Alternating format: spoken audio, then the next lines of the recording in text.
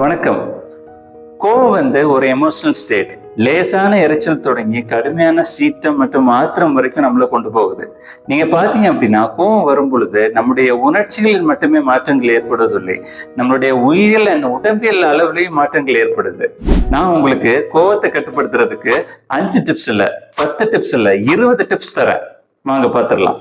Video start பண்றதுக்கு முன்னாடி நான் ஒரு இன்ட்ரெஸ்டிங் ஃபேக்ட் சொல்றேன். நம்ம மூளையில அமிக்டலான்னு சொல்ற ஒரு இடம் இருக்கு. இந்த இடத்துல தான் நம்மளுடைய எமோஷன்ஸ் ப்ராசஸ் பண்ணப்படுது. இந்த இடத்தோட பேர் ஓல்டு பிரெயின் அப்படின்னு சொல்லுவாங்க. ஏன் அப்படின்னு கேட்டீங்கன்னா, எவல்யூஷன்ல இந்த பார்ட் ஆஃப் பிரெயின் தான் முதல்ல தோன்றுச்சு. அதனாலதான் நம்ம மனிதர்களை உருவாக்கும் போது எமோஷன்ஸை வெளிப்படுத்துற அமிக்டலா என்னும் ஓல்டு பிரெயினை கட்டுப்படுத்துவதற்கு ஒரு புதிய பிரெயின் தேவைப்பட்டுச்சு. இந்த பிரெயின் தான் ப்ரீஃப்ரான்டல் கார்டெக்ஸ். இது நம்மளுடைய ரீசனிங் அண்ட் ஜட்ஜ்மெண்ட்டுக்கு யூஸ் ஆகுது. நமக்கு பிடிக்காத டிஃபிகல்ட்டான டேஞ்சரஸ் சிச்சுவேஷனை ஃபேஸ் பண்ணும்போது இந்த அமிக்டலா தான் நம்மளுடைய எமோஷன்ஸை வெளிக்காட்ட உதவுது. ஒரு மனிதன் சிவிலைஸா இருக்கணும் அப்படின்னா நம்மளுடைய எமோஷன்ஸை டைரக்டா வெளிப்படையா வெளிக்காட்ட முடியாது. ஸோ அமிக்டலால ஏற்படுற இந்த எமோஷன்ஸை ப்ரீஃப்ரான்டல் கார்டெக்ஸ்ல ஃபில்டர் பண்ணி தான் இந்த உலகத்துக்கு வெளிக்காட்ட முடியும். அப்படி ஃபில்டர் பண்ணாத ஒரு வகையான எமோஷன் தான் கோபமா வெளிப்படுது. ஓகே, நெக்ஸ்ட் டிப்ஸுக்குள்ள போயிடலாம். First tip, relaxation. உங்களுக்கு கோவம் வரும்போது மூச்சை ஆழமா இழுத்து விடுங்க. சாதாரணமா மூச்சு விட்டா பத்தாது, அந்த மூச்சு உங்களுடைய அடிவயிற்றுல இருந்து வரணும். அப்பதான் அந்த மூச்சை உங்களால உணர முடிஞ்சு கோவத்தை கட்டுப்படுத்த முடியும். ரெண்டாவது, காம் வேர்ட்ஸ் அண்ட் ஃப்ரேசஸை யூஸ் பண்ணுவது. உங்களுக்கு கோவம் வரும்போது டேக் இட் ஈஸி, கோவத்தை கட்டுப்படுத்து அப்படின்னு நீங்களே உங்களுக்கு சொல்வதன் மூலம் உங்களால கோவத்தை கட்டுப்படுத்த முடியும். மூணாவது, கோவம் வரும்போது ஒரு காமான இமேஜை உங்க மனசுக்குள்ள கொண்டு வாங்க. ஃபார் எக்ஸாம்பிள், கோவம் வரும்போது ஒரு அழகான சீனரியை உங்க மனசுக்குள்ள கொண்டு வந்தீங்கன்னா அந்த கோவம் கம்மியாகும். நாலாவது, ரெட்ரேட், ரீதிங்க் அண்ட் ரெஸ்பாண்ட். நீங்க ஏதாவது கோவமான வாக்குவாதத்துல இருந்தீங்க அப்படின்னா நீங்க உங்களுக்கு ரெஸ்பாண்ட் பண்றதுக்கு கொஞ்சம் டைம் கொடுங்க. இப்படி ரெஸ்பாண்ட் பண்றது கொஞ்சம் டைம் கொடுக்கறதுனால, வேகமா நம்ம ரியாக்ட் பண்றதுனால ஏற்படுற வார்த்தைகளையும் செயல்களையும் நம்மளால தவிர்க்க முடியும். என்ன சொல்ல வரேன்னா, கோவம் வரும்போது நிதானமா யோசிச்சு நம்மளுடைய ப்ரீஃப்ரான்டல் கார்டெக்ஸை யூஸ் பண்ணணும்னு சொல்றேன். அஞ்சாவது, ரியாக்ட் லேட். கோவம் ஏற்படும் போது உங்களால யோசிச்சு செயல்பட முடியல அப்படின்னா கோவம் தணிந்ததுக்கு அப்புறம், அதாச்சும் நீங்க காமானதுக்கு அப்புறம் நீங்க உங்களுடைய கன்சர்ன்ஸை அந்த கன்சர்ன் பீப்புளோட டிஸ்கஸ் பண்ணலாம். பட் இன் அன் அசர்ட்டிவ் வே, அப்படின்னா உறுதியாகவும் மரியாதையுடனும் சொல்வது. ஆறாவது, எக்ஸசைஸ் பண்ணலாம். ரிசர்ச்ல என்ன சொல்றாங்கன்னா, எக்ஸசைஸ் பண்றது மூலம் நம்மளுடைய கோவத்தை கட்டுப்படுத்த முடியும் அப்படின்னு சொல்றாங்க. எஸ்பெஷலி யோகா போன்ற ஸ்லோவா செய்யக்கூடிய எக்ஸசைஸை நீங்க செய்யலாம். ஏழாவது, ஐ ஸ்டேட்மெண்ட்ஸ். உங்களை யாராச்சும் கோவப்படுத்துறாங்க அப்படின்னா அவங்க மேல பழி சுமத்தாம, ஃபார் எக்ஸாம்பிள், உன்னாலதான் இப்படி நடந்துச்சு, நீ தான் இப்படி பண்ண அப்படின்னு எல்லாம் சொல்லாம, நீ பண்ணது எனக்கு பிடிக்கல, நீ பண்ணது எனக்கு வருத்தமா இருந்துச்சு அப்படின்னு நீங்க எப்படி ஃபீல் பண்ணீங்கன்னு அவங்க கிட்ட நீங்க சொல்லலாம். எட்டாவது, டோன்ட் ஹோல்ட் எனி கிரட்ஜ். யாரையும் வெறுக்காதீங்க, அவங்கள மன்னிச்சிருங்க. வெறுப்பு நமக்கு நல்லது கிடையாது. ஒன்பதாவது, அவாய்ட் ட்ரிகர்ஸ். எந்தெந்த சந்தர்ப்பங்கள் உங்களை கோவப்படுத்தும் அப்படின்னு உங்களுக்கே தெரியும். ஸோ அந்தந்த சந்தர்ப்பங்களை நீங்க தவிர்த்துடலாம். ஃபார் எக்ஸாம்பிள், லாங் லைன்ல நிக்கிறது உங்களுக்கு பிடிக்காது அப்படின்னா அதை தவிர்த்துடுங்க.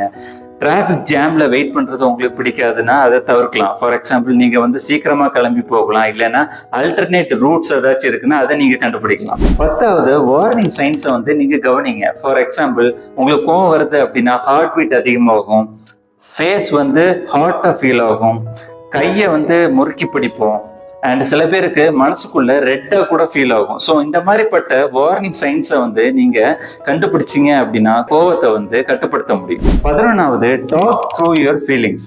ஃபார் எக்ஸாம்பிள், உங்களுக்கு கோவம் வரும்போது நீங்க உங்க ஃபீலிங்ஸை நீங்க மனசுக்குள்ளாடியே பேசலாம். எப்படின்னா, எனக்கு அவங்க பண்றது பிடிக்கல, எனக்கு கோவம் வருது, நான் இப்ப என் கையை முறுக்குறேன் அப்படின்னு சொல்லிட்டு உங்களுடைய ஃபீலிங்ஸை நீங்க பேசும்போது உங்களால உங்க கோவத்தை கண்ட்ரோல் பண்ண முடியும். அடுத்தது, டிஸ்ட்ராக்ட் யுவர் செல்ஃப். கோவம் வரும்போது நமக்குள்ளே நம்ம சொல்லிக்கலாம், ஓகே கோவம் வருது, நீ வேற ஏதாவது ஒரு விஷயத்துல கான்சன்ட்ரேட் பண்ணு அப்படின்னு சொல்லிட்டு அந்த விஷயத்துக்கு மேல கான்சன்ட்ரேட் பண்ணி அதை செய்யறதன் மூலம் நம்மளுடைய கோவத்தை தவிர்க்க முடியும். 13வது, ப்ரோக்ரெசிவ் மசில் ரிலாக்ஸேஷன். இது ஒரு விதமான எக்ஸசைஸ். இந்த எக்ஸசைஸ்ல என்ன பண்ணுவோம் அப்படின்னா நம்மளுடைய தசைகளை இறுக்கி பிடிச்சு ஸ்லோவா ரிலீஸ் பண்ணுவது. ஃபார் எக்ஸாம்பிள், உங்களுக்கு கோவம் வரும்போது பல்ல கடிச்சு ஜாவை கிளென்ச் பண்ணி டைட்டா அதுக்கப்புறம் ஸ்லோவா அதை ரிலீஸ் பண்ணுவது. இல்லைன்னா உங்களுடைய தொடை இல்லைன்னா குளூட்டியல் ரீஜனை கான்ட்ராக்ட் பண்ணிட்டு ஸ்லோவா ரிலீஸ் பண்ணுவது. ஸோ இதை செய்வதன் மூலம் உங்களுடைய கோவத்தை கட்டுப்படுத்த முடியும். 14வது, காம் டவுன் கிட்ஸ். சில பொருட்களை வந்து பார்க்கறனாலையும், ஸ்மெல் பண்றனாலையும், கேட்கறதுனாலையும், தொடுறனாலையும் நம்மளால நம்மளுடைய உணர்ச்சிகளை வந்து திசை திருப்பி விட முடியும். ஸோ இந்த ட்ரிக்கை நீங்க யூஸ் பண்ணலாம். ஃபார் எக்ஸாம்பிள், உங்களுக்கு பிடிச்ச சாக்லேட்டை நீங்க கையில வச்சுக்கலாம், உங்களுக்கு பிடிச்ச மியூசிக்கை வந்து ஃபோன்ல வச்சுக்கலாம், உங்களுக்கு பிடிச்ச மெடிடேஷன் ஆப் வந்து ஃபோன்ல ஹேண்டியா வச்சுக்கலாம், உங்களுக்கு பிடிச்ச ஸ்பிரிச்சுவல் பேசேஜை வந்து நீங்க மனசுக்குள்ள வச்சுக்கலாம். ஸோ இந்த மாதிரிப்பட்ட விஷயங்களை பண்றது மூலம் நம்மளுடைய எமோஷன்ஸை வந்து திசை திருப்பி விட்டு கோவத்தை வந்து கட்டுப்படுத்த முடியுது. 15வது ப்ராப்ளம் சால்விங். நமக்கு கோபம் எதனால சில சமயம் வரும்னா, நம்மளுடைய பிரச்சனைகளுக்கு விடைகள் கிடைக்காதனால தான். ஸோ உங்களுடைய ப்ராப்ளம்ஸுக்கு ஏதாச்சும் சொல்யூஷன் கிடைக்குதுன்னா அதை சீக்கிரம் போய் தேடி கண்டுபிடிங்க. சொல்யூஷனே கிடைக்காத ப்ராப்ளத்துல நீங்க இருக்கிறீங்க அப்படின்னா அந்த சொல்யூஷனை தேடி நீங்க போறதை தள்ளி போடுறது மூலம் உங்களால அந்த கோவத்தை வந்து கட்டுப்படுத்த முடியும். 16வது ஹியூமர் சென்ஸ். நமக்கு கோவம் வந்துச்சுன்னா ஒரு நகைச்சுவை உணர்வை வந்து நமக்குள்ள புகுட்டுறதுனால நம்மளால அந்த கோவத்தை வந்து தணிர்க்க முடியும். ஃபார் எக்ஸாம்பிள், சில பேருக்கு நிக் நேம் வச்சிருப்பாங்க, புனைப்பெயர் வச்சிருப்பாங்க. ஸோ அவங்க வந்து அவங்கள திட்டும் போது லிட்ரலா அந்த நிக் நேம் வந்து திட்டுறது மாதிரி நீங்க நினைச்சுக்கலாம். ஸோ அந்த சமயம் உங்களுக்கு வந்து ஒரு நகைச்சுவை உணர்வு ஏற்படுறதுனால கோவத்தை வந்து சில சமயம் கட்டுப்படுத்தலாம். 17வது சேஞ்ச் த என்வரான்மெண்ட். சில நேரங்கள்ல வந்து நீங்க இருக்கிற என்வரான்மெண்ட் வந்து உங்களுக்கு எரிச்சல் ஊட்டும். ஸோ அந்த மாதிரிப்பட்ட என்வரான்மெண்ட்ல இருக்கிறத தவிர்த்துடுங்க. 18வது change the timing. For example, இரவு நேரங்களில் நம்ம வந்து வாக்குவாதத்துல ஈடுபடும் போது கோபம் அதிகமா நமக்கு ஏற்படும். ஸோ சென்சிட்டிவ் கான்வர்சேஷன்ஸை நீங்க இரவு நேரங்களில் இல்லாம பகல் நேரங்களில் நீங்க வச்சுக்கலாம். 19வது பெட்டர் கம்யூனிகேஷன். நான் இதுக்கு முன்னாடியே சொன்ன மாதிரி நீங்க காமா இருக்கும்போது கன்சர்ன் பீப்புளோட போய் டிஸ்கஸ் பண்ணீங்கன்னா உங்க கோபத்தை வந்து நீங்க தவிர்க்கலாம். அடுத்ததா கோவத்தை வந்து தீர்க்கிறதுக்கு டாக்டர்ஸ் என்னென்ன டெக்னிக்ஸை யூஸ் பண்ணுவாங்கன்னு பார்க்கலாம். இதுல மோஸ்ட் இம்பார்ட்டன்ட் வந்து காக்னிட்டிவ் பிஹேவியரல் தெரப்பி. இதுக்கு பேரு டாக் தெரப்பி இல்லைன்னா சைக்கோ தெரப்பி அப்படின்னு சொல்லுவாங்க. இதுல டாக்டர்ஸ் என்ன பண்ணுவாங்கன்னா பேஷண்ட்டை சில கொஸ்டின்ஸ் கேட்பாங்க, அதுக்கப்புறம் பேஷண்ட்ஸை வந்து பேச விடுவாங்க. பேஷண்ட்டை பேச விட்டு அவங்களுடைய thoughts, feelings, belief and behaviour இதோட ரிலேஷன்ஷிப்பை வந்து அவங்க தெரிஞ்சு வச்சிருப்பாங்க. பேஷண்ட் வந்து ஒரு டிஃபிகல்ட் சுச்சுவேஷனை ஃபேஸ் பண்ணும்போது அவங்க எப்படி காமா, எப்படி ரெஸ்பான்சிபிளா பிஹேவ் பண்ணணும் அப்படின்னு இந்த ட்ரீட்மெண்ட் மூலமா டாக்டர்ஸ் வந்து பேஷண்ட்டுக்கு சொல்லி கொடுப்பாங்க. அதுக்கப்புறம் ஸ்ட்ரெஸ் இனோகுலேஷன் அப்படின்னு சொல்ற ஒரு ட்ரீட்மெண்ட் இருக்கு. இதுல பேஷண்ட் வந்து ஒரு ஸ்ட்ரெஸ்ஃபுல் சுச்சுவேஷனுக்குள்ள போனாங்கன்னா அந்த சுச்சுவேஷனை எப்படி ஹேண்டில் பண்ணணும் அப்படின்னு சொல்லிட்டு முன்கூட்டியே அவங்களுக்கு பயிற்சி அளிக்கப்படும். இந்த ட்ரீட்மெண்ட் மூலம் நம்ம என்ன புரிஞ்சுக்கலாம் அப்படின்னா, ஸ்ட்ரெஸ்ஃபுல் சுச்சுவேஷன் எது அப்படின்னு சொல்லிட்டு நமக்கே தெரியும். ஸோ இந்த மாதிரி கோவம் வர சிச்சுவேஷன்ஸை முன்னாடியே பிளான் பண்ணிட்டு நம்ம போனோம்னா கோவத்தை வந்து தவிர்க்கலாம். அடுத்தது காக்னிட்டிவ் ரீஸ்ட்ரக்சரிங். இதுல நம்மளுடைய பிலீஃப்ஸை வந்து டாக்டர்ஸ் வந்து மாற்றி அமைப்பாங்க. ஃபார் எக்ஸாம்பிள், நீங்க பாத்தீங்க அப்படின்னா கோவப்படுறவங்க என்ன மோஸ்ட்லி நினைப்பாங்கன்னா, இந்த உலகமே எனக்கு எதிராக தான் இருக்கு அப்படின்னு நினைப்பாங்க. அப்படி நினைக்கிற தப்பு அப்படின்னு சொல்லிட்டு அவங்களுக்கே தெரியும்.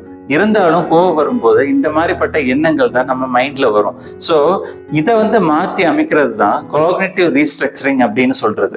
இந்த ட்ரீட்மெண்ட்ல இருந்து நம்ம என்ன கத்துக்கலாம்னா, கோவம் வரும்போது ஃபேக்ட்ஸ் எது, இமேஜினேஷன் எது அப்படின்னு நம்மளே சிந்திச்சோம்னா நம்மளுடைய கோவம் வந்து கட்டுப்பாடுக்குள்ள வரும். அடுத்தது அசர்ட்டிவ் ட்ரைனிங். இதுல டாக்டர்ஸ் பேஷண்ட்டுக்கு எப்படி கோவத்தை வெளிக்காட்டணும் அப்படின்னு சொல்லி கொடுப்பாங்க. அதை வச்சு எப்படி கோவத்தை வந்து உறுதியாகவும் மரியாதையுடனும் வெளிப்படுத்துவது அப்படின்னு சொல்லி கொடுப்பது தான். அடுத்தது மைண்ட்ஃபுல்னஸ் எக்ஸசைஸ். சுலபமா சொல்லணும்னா வாழ்க்கையை எப்படி ரசிப்பதுன்னு கற்றுக் கொடுப்பது. ஃபார் எக்ஸாம்பிள், நீங்க நடக்கும்போது உங்க பாதத்துல ஏற்படுற உணர்ச்சியை வந்து உணர்வது, நீங்க கோவப்பட்டீங்கன்னா உங்க எண்ணங்களையும் உங்க உடம்புல ஏற்படுற உணர்ச்சிகளையும் உணர்வது. ஸோ இந்த மாதிரிப்பட்ட எக்ஸசைஸ் தான் மைண்ட்ஃபுல் எக்ஸசைஸ் அப்படின்னு சொல்லலாம். இதை நீங்க 20வது டிப்பா கூட வச்சுக்கலாம். கடைசியா ஒண்ணு சொல்ல மறந்துட்டேன். கோபம் வரும்போது நீங்க கோபத்தை கட்டுப்படுத்தலைன்னா அந்த கோபம் வந்து ஆக்ரோஷமான கோபமா மாறிடும். ஸோ இந்த மாதிரிப்பட்ட ஆக்ரோஷமான நிலையில் இருக்கும்போது நம்மளுடைய தாட்ஸ் எல்லாமே கிளவுட் ஆயிரும். அந்த சமயத்துல நம்ம என்ன பண்ணோம், நம்ம என்ன பேசணும் அப்படின்னு நமக்கே மறந்துடுவோம்.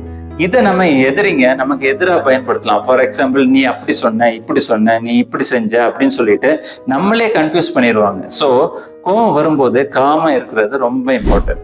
நான் இன்னைக்கு சொன்ன குறிப்புகள், அறிவியல் விளக்கங்கள், சிகிச்சை முறைகள் உங்களுக்கு பிடிச்சிருந்ததுன்னா லைக் பண்ணுங்க, சப்ஸ்கிரைப் பண்ணுங்க. வேறொரு பயனுள்ள வீடியோல நான் உங்களை சந்திக்கிறேன். அது வரைக்கும் டேக் கேர்.